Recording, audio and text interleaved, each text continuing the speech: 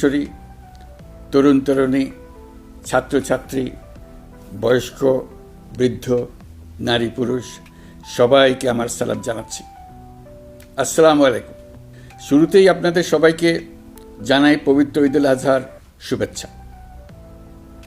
ঈদ মোবারক। প্রতি বছরই এই দিনটি আমাদের সামনে হাজির হয় ত্যাগের এক মহান দৃষ্টান্ত হয়ে।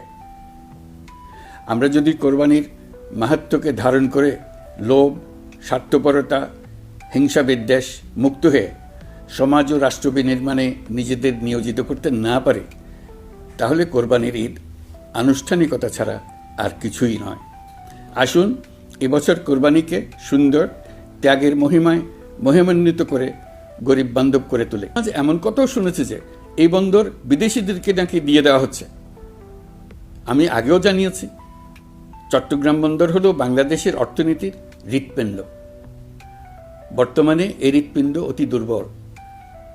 এখন যে অবস্থায় আছে সেই অবস্থায় তাকে রেখে দিলে আমাদের অর্থনীতিকে সামনে এগিয়ে নিয়ে যাওয়া সম্ভব হবে না। এই হৃৎপিণ্ডকে বড় করতে হবে, মজবুত করতে হবে, সুঠাম করতে হবে। তা করতে হলে বহু উদ্যোগ গ্রহণ করতে হবে, অভিজ্ঞদের সাহায্য লাগবে। আমরা যাদের সঙ্গে যোগাযোগ করেছি তারা বন্দর ব্যবস্থাপনায় বিশ্বের সেরা, সবচেয়ে অভিজ্ঞ। তারা ইউরোপ, কানাডা, অস্ট্রেলিয়া, চীন, দক্ষিণ কোরিয়া, ভারত, পাকিস্তান, তুরস্ক, মধ্যপ্রাচ্য ও আফ্রিকা সহ বিশ্বজুড়ে বন্দর পরিচালনা করে। তাদের কাজ বন্দর ব্যবস্থাপনা। আমাদের লক্ষ্য হলো বন্দর ব্যবস্থাপনার কাজ যত তাড়াতাড়ি সম্ভব তাদের কাছ থেকে শিখে নাও।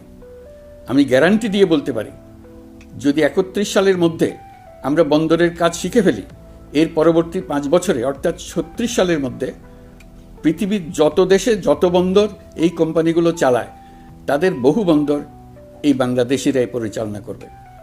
আপনারা যে বন্দরেই পা দেবেন দেখবেন সেখানে বাংলাদেশিরা আছেন। বহু লোকের কর্মসংস্থান হবে, বহু লোকের উপরে ওঠার সুযোগ হবে। তাদের নিজেদের প্রয়োজনেই তারা আমাদের চাকরি দেবে।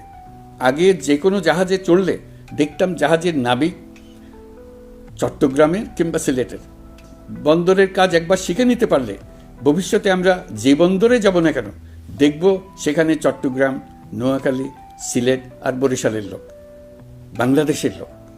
আমাদের বন্দর যদি আধুনিক হয় তা শুধু বাংলাদেশের অর্থনীতিতেই ভূমিকা রাখবে না, বরং আমরা নেপাল, ভুটান সহ পার্শ্ববর্তী সকল দেশের অর্থনীতিতে ইতিবাচক ভূমিকা রাখতে সক্ষম হব।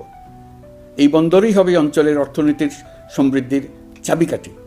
কুমিরা থেকে টেকনাফ পর্যন্ত নানা বন্দরের কর্মচাঞ্চল্যে সমগ্র উপকূল অঞ্চল দক্ষিণ এশিয়ার একটি গুরুত্বপূর্ণ অর্থনৈতিক প্রাণকেন্দ্র হিসেবে প্রতিষ্ঠিত হবে।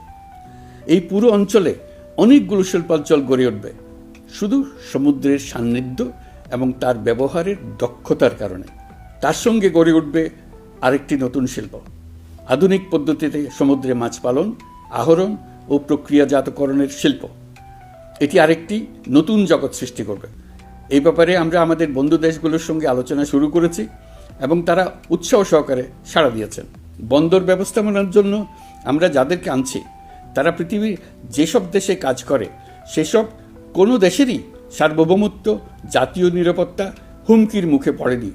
আমি দেশবাসীর প্রতি আহ্বান জানাই, আপনারা নিজেদেরকে ভিত্তিহীন বিরোধিতা এবং অপপ্রচারের শিকার হতে দেবেন না। অন্তর্বর্তীকালীন সরকারের বন্দর ব্যবস্থাপনার উদ্যোগে আপনাদের দৃঢ় সমর্থন অব্যাহত রাখুন। যারা বিরোধিতা করছে তাদের প্রতিহত করুন।